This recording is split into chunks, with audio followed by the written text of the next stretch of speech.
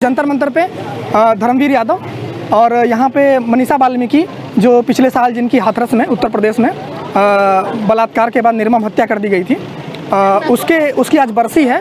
तो हम सब यहाँ पे इकट्ठा हुए हैं उनके लिए न्याय की मांग करने के लिए और उस निर्मम घटना के प्रति अपना रोष व्यक्त करने के लिए, उन्हें याद करने के लिए हम सब यहाँ इकट्ठा हुए हैं और हम यहाँ पे उनको श्रद्धांजलि भी दे रहे हैं। ये बहुत शर्म की बात है कि 1 साल हो गया और इस मैटर में जो इतना दर्दनाक मामला था और अभी तक जो है न्याय नहीं मिला है पीड़िता को। और इस तरह के तमाम केसेस रोज़ हम लोग देखते रहते हैं, आता रहता है, दलितों का, मुस्लिमों का, तमाम जो है रेप होता रहता है। दूसरे लोग मतलब इस देश में तो हर 20 मिनट में एक बलात्कार होता है, वो डेटा है उस चीज़ का।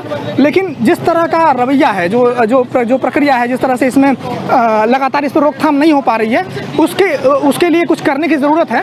और जिस तरह से ख़ास तौर पर दलितों के साथ और माइनॉरिटीज़ के साथ जो भेदभाव होता है किसी भी घटना के बाद, जो रूखा रवैया होता है, जो सिस्टम का जो रूखा रवैया होता है, उसको ख़ास तौर पे मैं पॉइंट आउट करना चाहूँगा। तो जैसे बहुत सारे रेप होते हैं, बहुत सारे हमको मामले जो है संज्ञान में आते हैं, लेकिन हर मामले को लेके बहुत ज़्यादा आंदोलन या बहुत प्रोटेस्ट या बहुत उस पर मीडिया हाइप नहीं देता।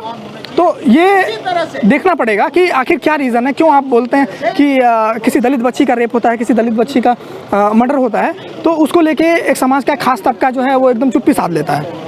तो इसे हमें आवाज़ उठानी पड़ेगी, इसके लिए बोलना पड़ेगा और इसीलिए हम यहाँ पे इकट्ठा हुए हैं। धन्यवाद।